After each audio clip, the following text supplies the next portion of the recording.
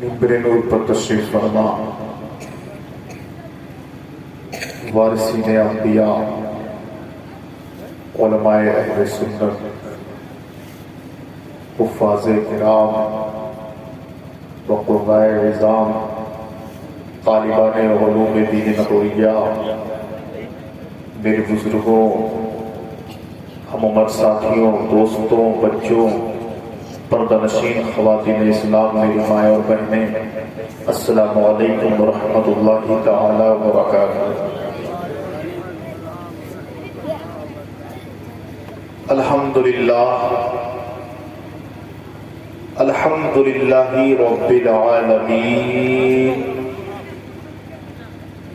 والصلاة والسلام على من كان نبيا وآدم بين الماء والطين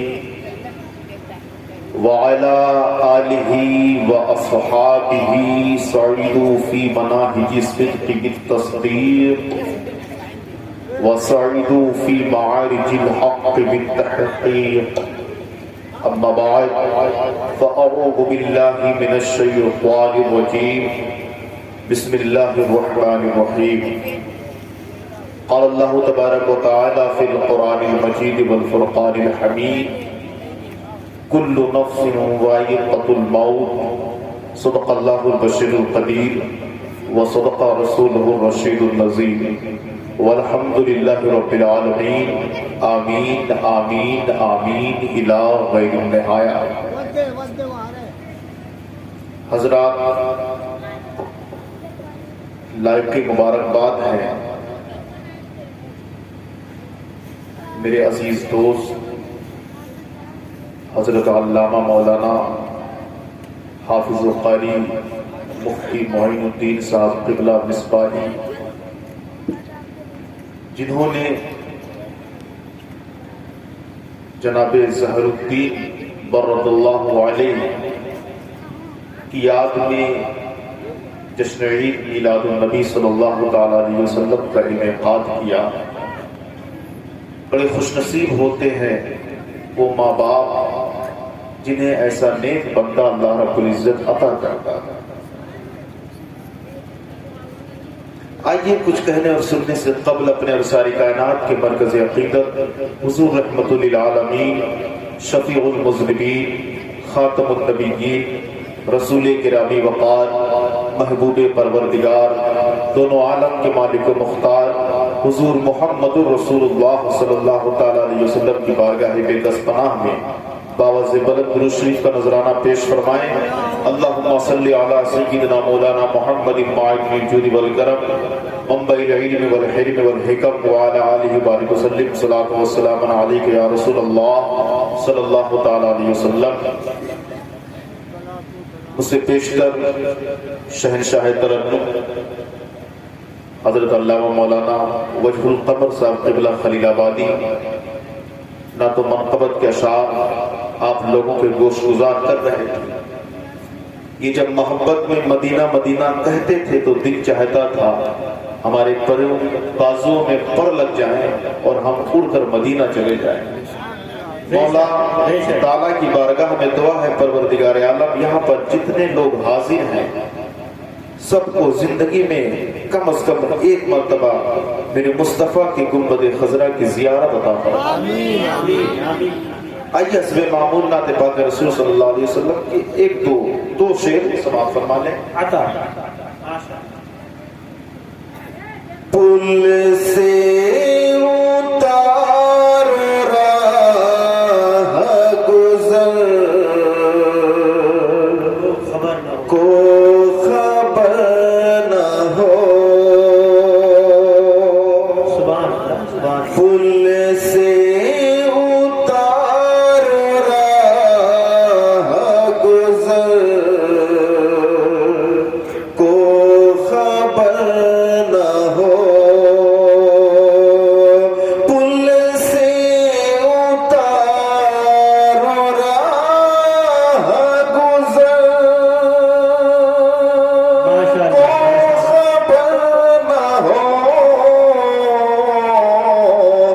جبریل پر بچھائے تو پر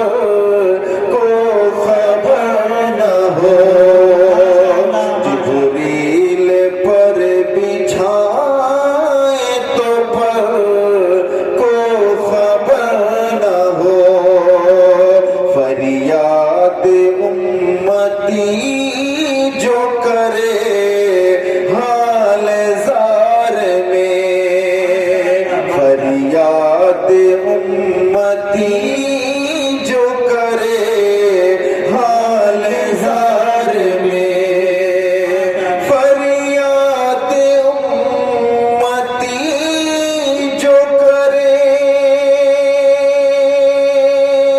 حال زار میں، ممکن نہیں کہ خیر بشر کو خبر نہ ہو، ممکن نہیں کہ خیر بشر کو خبر نہ ہو، پل سے اتارو راہ گزر کو خبر نہ ہو۔ صبح طیبہ میں ہوئی بڑھتا ہے باڑا نور کا، صدقہ لینے نور کا آیا ہے تارا نور کا، باغ طیبہ میں سہانا پھول پھولا نور کا، مست بو ہے بلبلیں پڑھتی ہیں کلمہ نور کا، میں گدا تو بادشاہ بھر دے پیالہ نور کا، نور دن دونا تیرا دے ڈال صدقہ نور کا، نور کی سرکار سے پایا گشالہ نور کا، ہو مبارک تم کو ذوالنورین جوڑا نور کا، اے رضا یہ احمد نوری کا فیض نور ہے، ہو گئی میری غزل پڑھ کر قصیدہ نور کا درود پاک پڑھیں، بیس زیرو کر دیجیے۔ مولانا وسلم صلاۃ و سلام علیک یا رسول اللہ صلی اللہ تعالی علیہ وآلہ وسلم۔ سامعین کرام، ایصال ثواب اس لیے کیا جاتا ہے تاکہ ہمارے جو احباب اعزاء قریب عالم فنا کو چھوڑ کر عالم بقا کی طرف چلے گئے، کسی طرح تسبیح و تقدیس، قرآن کی آیات، درود شریف پڑھ کر ان کی روح کو اس کا ثواب پہنچایا جاتا ہے تاکہ ان کی مغفرت ہو جائے۔ مولا اپنے حبیب صلی اللہ تعالیٰ علیہ وسلم کے صدقہ و طفیل میں جناب ظہر الدین رضی اللہ عنہ کی قبر پر رحمت و انوار کی بارش فرمائے اور ان کی مغفرت فرمائے۔ آئیے مغفرت کے سامان کے تعلق سے ایک بہت ہی پیاری روایت سماعت۔ شعراء کرام جب نعت شریف پڑھتے ہیں، منقبت پڑھتے ہیں، بیچ بیچ میں کہیں کہیں کہتے بھی ہیں کہ سبحان اللہ کہہ دیا کریں۔ یقین جانیں سبحان اللہ کہنے کی اتنی بڑی فضیلت ہے، آپ بغور سنیں انشاءاللہ ایمان میں تازگی پیدا ہو جائے گی۔ جب کوئی بندہ ایک مرتبہ سبحان اللہ کہتا ہے، کتنی مرتبہ؟ ایک مرتبہ سبحان اللہ کہتا ہے تو اللہ رب العزت ایک ایسا پرندہ پیدا کرتا ہے جس کا ایک پر مشرق میں ہوتا ہے اور ایک پر مغرب میں ہوتا ہے، یعنی اتنا بڑا پرندہ کہ جس کا ایک پر پورب میں ہے اور ایک پر پچھم میں ہے۔ پھر اللہ رب العزت اس پرندے کو حکم دیتا ہے تم سمندر میں غوطہ لگاؤ، پرندہ سمندر میں غوطہ لگاتا ہے، پھر میرے رب کا فرمان ہوتا ہے پرواز کرتے ہوئے اوپر آؤ، پرندہ پرواز کرتے ہوئے اوپر آتا ہے، پھر میرے رب کا فرمان ہوتا ہے تم اپنے پروں کو جھاڑو، پرندہ اپنے پروں کو جھاڑتا ہے تو اس کے پروں سے پانی کے جتنے قطرے ٹپکتے ہیں، اللہ رب العزت ہر قطرے کے بدلے میں ایک فرشتہ پیدا کرتا ہے۔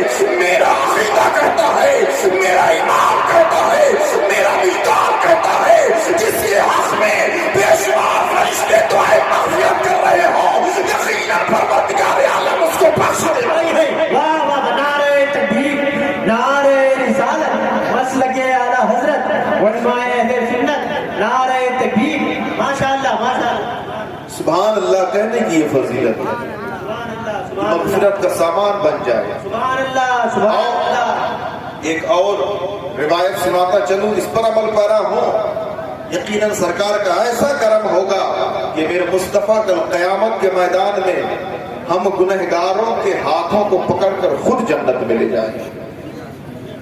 آقا فرماتے ہیں شریف یوں ہے، صحابہ کی انجمن لگی ہوئی ہے، حضرت بلال اذان دے رہے تھے۔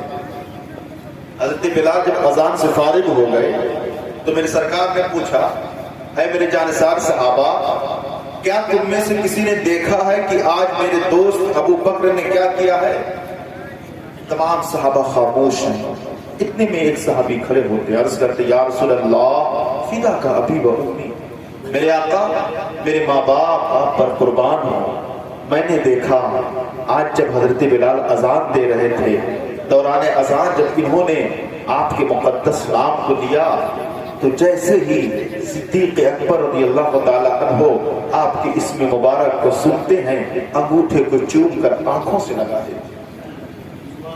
اتنا سننا تھا میرے مصطفیٰ کا دریا رحمت جوش میں آیا، آقا کے لمحہ مبارک میں جنبش کیا۔ نبی ارشاد فرماتے ہیں، حدیث شریف کے الفاظ یہ ہیں، من فعلا مثل ما فعل خلیلی انا طالبہ فی صفوف القیامت وقائد الى الجنہ۔ میرا نبی فرماتا ہے، میرے آقا فرماتے ہیں، جو کل میرا نام سن کر انگوٹھے کو چوم کر آنکھوں سے لگا لے گا تو کل قیامت کے میدان میں اس کا ہاتھ پکڑ کر جنت میں داخل۔ ماشاءاللہ ماشاءاللہ، یہ فیض ہے، یہ کرم ہے، یہ عطا ہے۔ اور جب ایک مرد مومن کا انتقال ہوتا، آپ کی توجہ خاص کر، آپ لوگوں نے یہ روایت شاید سنی ہوگی، جو نہیں سنے ہیں وہ سنے، غور سے سنے اور اس کو اپنے دل کی تختی پر اتارنے کی کوشش کریں۔ جب مرد مومن کی روح قبض کرنے کے لیے فرشتے آتے ہیں، جن کی ڈیوٹی ہے وہ حضرت اسرافیل، حضرت اسرائیل علیہ السلام ہے۔ مومن کامل، ایک مومن کی روح جب قبض کرنا ہوتا ہے تو حضرت اسرائیل علیہ السلام 500 فرشتوں کو لے کر آتے ہیں۔ کتنے فرشتوں کو؟ 500 فرشتوں کو لے کر آتے ہیں۔ اور جب مومن کے پاس پہنچتے ہیں، قریب بیٹھ کر اس کے ہاتھوں کو یوں سہلاتے ہیں، نرم نرم ہاتھ ہوتا ہے اور اتنا خوبصورت چہرہ کہ دنیا کی کوئی بھی چیز جو خوبصورت سے خوبصورت تر ہو ان کے چہرے کے سامنے ہیچے۔ بہرحال روح قبض کرتے ہیں، آسمان کی طرف چل دیتے ہیں۔ جب آسمان پر پہنچتے ہیں تو لوگ پوچھتے ہیں یہ کون ہے؟ تو حضرت اسرائیل علیہ السلام اس کا نام لیتے ہیں، یہ فلاں بن فلاں ہے۔ پھر اسی طرح آپ دوسرے آسمان پر جاتے ہیں، تیسرے پر جاتے ہیں، چوتھے پر جاتے ہیں، ہر آسمان پر فرشتے سلام کرتے ہیں اور پوچھتے ہیں یہ کس کی روح ہے؟ ساتویں آسمان پر پہنچ کر حضرت اسرائیل علیہ السلام ٹھہر جاتے ہیں۔ اب وہاں سے روح عرش پر جاتی ہے۔ آپ بتائیں، آقا کریم صلی اللہ تعالی علیہ وسلم مسلمین کی قبر میں تشریف لاتے ہیں کہ نہیں؟ ہمارا عقیدہ ہے کہ نہیں کہ ہمارے آقا ہماری قبر میں تشریف لائیں گے؟ لاتے ہیں نا سرکار قبر میں تشریف، سدرہ سے لے کر اور اس سے پہلے وہاں سے عرش تک روح جاتی ہے۔ یا اللہ، روح کو قبر میں جانا چاہیے، سوال جواب وہاں ہوگا، لیکن روح قبض کرنے کے بعد ڈائریکٹ تو اس کو عرش میں بلا رہا ہے، اس میں کیا حکمت ہے؟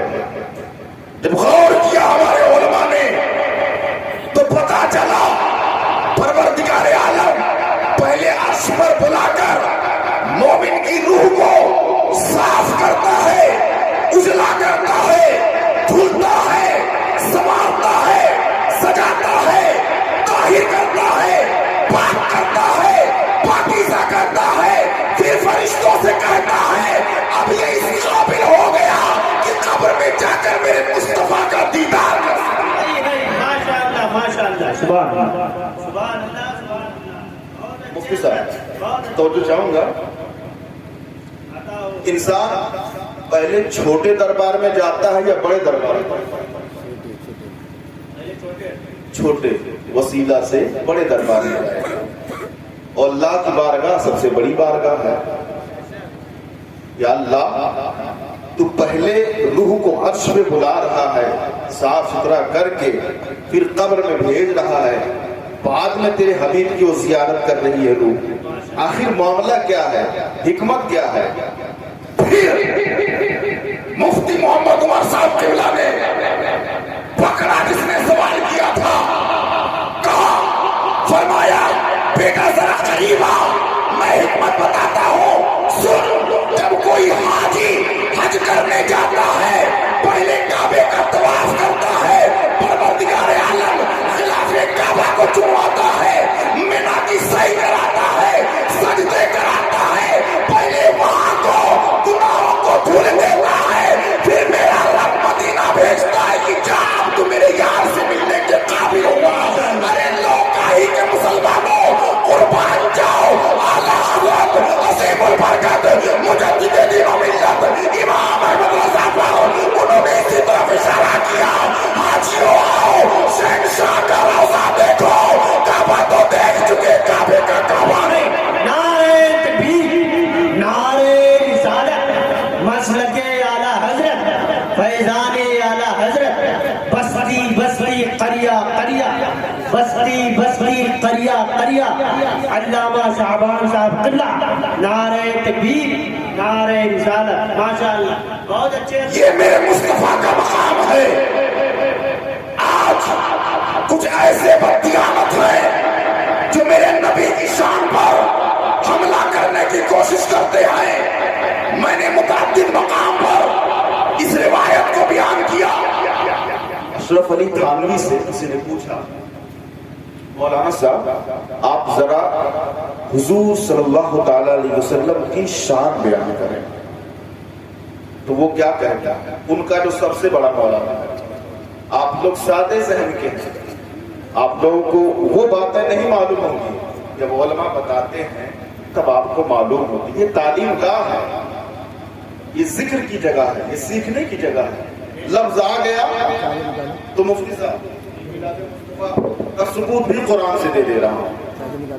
یہاں پر تعلیم دی جاتی ہے، دین کی باتیں بتائی جاتی ہیں، اور جو دین کی باتیں جہاں بتائی جاتی ہیں، جب دین کی بات ہوتی ہے تو اس کا تعلق قرآن میں جو آیت نازل ہوئی ہے اس سے ہے، اس آیت سے میلاد مصطفیٰ کا ثبوت ہوتا ہے، ثبوت ملتا ہے۔ آیت کیا ہے؟ آج بھی وہ آیت قرآن میں اظہار من الشمس ہے۔ مفتی محمد عمر صاحب قبلہ اس کرسی پر بیٹھ کر جب دین کی باتیں بتا رہے تھے تو کوئی بھی لوکائی کا مسلمان یہ نہیں کہہ سکتا مفتی صاحب اپنے گھر کی باتیں بتا رہے تھے۔ نہیں، انہوں نے جو کچھ بیان کیا میرے خدا کا دیا ہوا نبی کے ذریعہ ملا ہوا بیان کیا، اور میرا رب قرآن میں فرماتا ہے وَذَكِّرْ فَإِنَّ الذِّكْرَ تَنفَعُ الْمُؤْمِنِينَ۔ ارے خدا کا ذکر کرو کیونکہ خدا کا ذکر مومنوں کو فائدہ ہے۔ ماشاءاللہ ماشاءاللہ، سبحان اللہ سبحان اللہ، ماشاءاللہ۔ تو میں کیا عرض کر رہا تھا؟ اشرف علی تھانوی سے پوچھا کسی نے، مولانا صاحب ذرا یہ بتائیں نبی کی شان کیا ہے؟ تو وہ ملعون کہتا ہے نبی کی شان بیان کرنے کے لیے روایت کا یاد ہونا ضروری ہے۔ سبحان اللہ سبحان اللہ۔ ارے بھائی سوچ سمجھ کر سبحان اللہ کہا کرو۔ اللہ اکبر۔ ان کا جو سب سے بڑا مولانا، اس سے پوچھا گیا میرے مصطفیٰ کی شان بیان کر، کہتا ہے شان بیان کرنے کے لیے حدیث کا یاد ہونا ضروری ہے۔ یہ شعبان احمد مصباحی لوکائی کی زمین پر کہتا ہے یہاں مجمع سے ایک 10 سال کے بچے کو کھڑا کر کے پوچھو تیرے نبی کی شان کیا ہے، تو 10 سال کا بچہ دونوں ہاتھوں کو اٹھا کر کہے گا سرور کہوں کہ مالک ہو، مولا کہوں تجھے، فالے خلیل کا گلے زیبا کہوں تجھے، تیرے تو وصائف تناہی سے آئے بھری، اے راہو میرے شاہ میں کیا کیا کروں۔ ماشاءاللہ، نعرہ تکبیر، نعرہ رسالت، مسلک اعلیٰ حضرت، فیضان اعلیٰ حضرت، علماء اہل سنت، نعرہ تکبیر، نعرہ رسالت، ماشاءاللہ ماشاءاللہ۔ نبی کی شان جاننا چاہتے ہو، میرے مصطفیٰ کا مقام جاننا چاہتے ہو، سنو میرا امام کہتا ہے آقا کی شان ظاہر کرتے ہوئے زمین و سما تمہارے لیے، مکین و مکان تمہارے لیے، چنین و چنا تمہارے لیے، بنے تو جہاں تمہارے لیے، ہم آئے یہاں تمہارے لیے، اٹھے بھی وہاں تمہارے لیے، دین میں سما تمہارے لیے، بدن میں ہے جان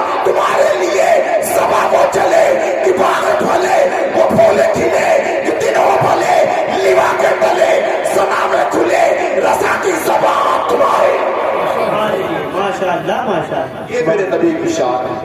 سبحان اللہ سبحان اللہ۔ اور صاحب کیسے ان کا کیسا ذہن ہے، کیسا تصور ہے، کیسا خیال ہے، کہہ دیتے ہیں میلاد مصطفیٰ منانا شرک ہے۔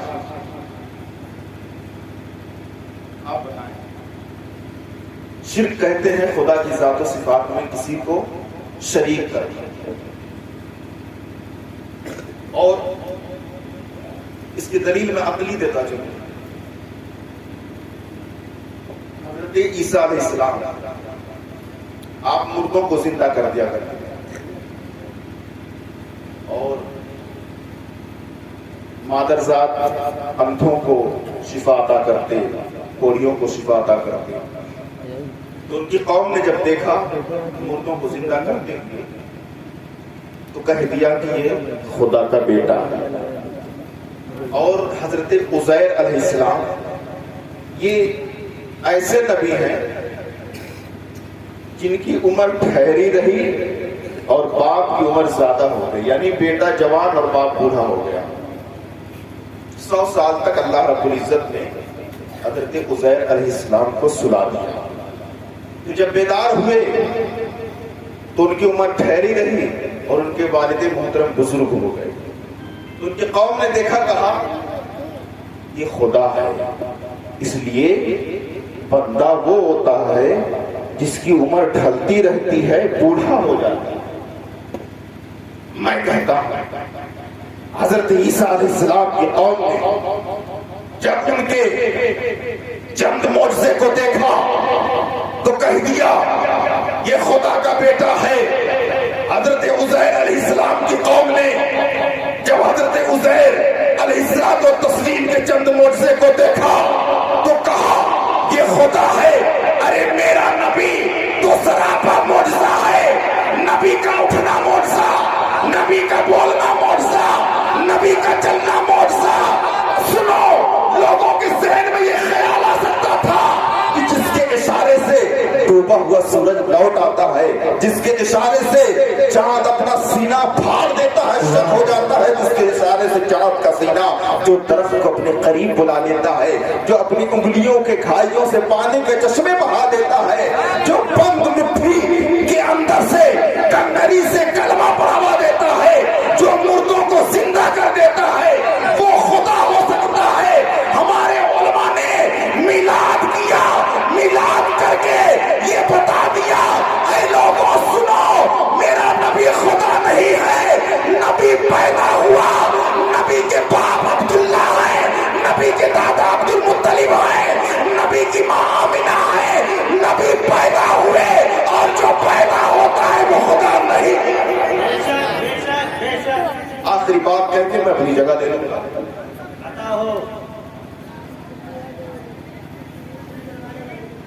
حضرت جبریل علیہ السلام